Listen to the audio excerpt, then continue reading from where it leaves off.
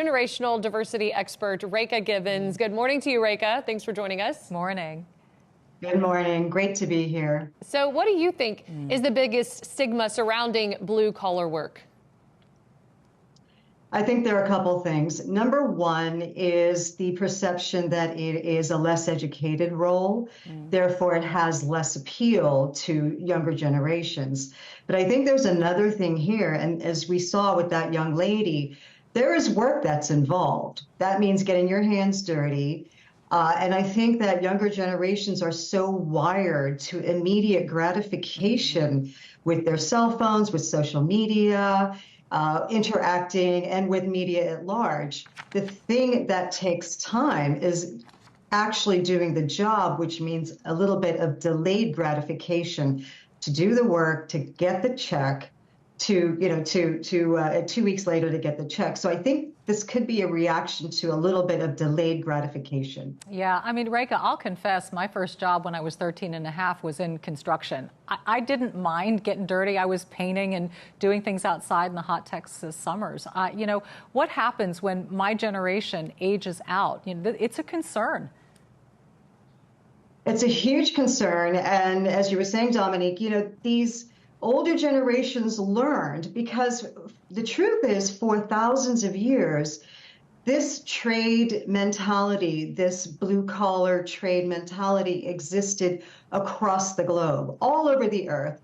You studied, you apprenticed, you learned how to do something, you might have become a journeyman and then a master, but it took time. So what we're seeing is, as the older generations, the boomers and the traditionalists, are leaving the workforce, and we're talking hundreds of thousands of workers per day, we have a gap in manufacturing, in construction, in industrialization, industrial factory.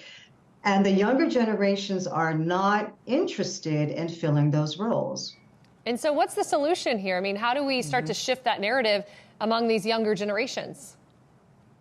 I think I have a really interesting solution, and that is to reframe what blue-collar trade really is. How about we call it what it always has been, and that is, these people have been solopreneurs.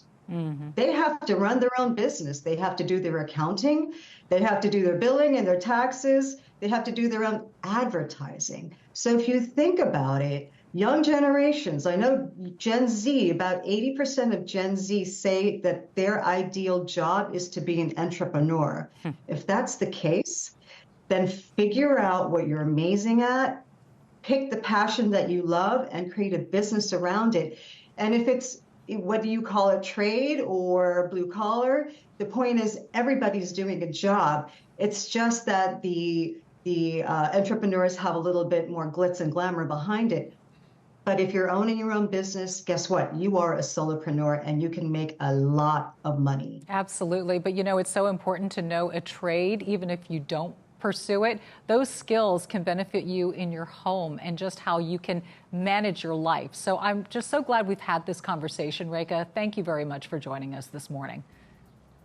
Thank you. You're welcome. Really, we're putting her to the test. Well, joining us this morning is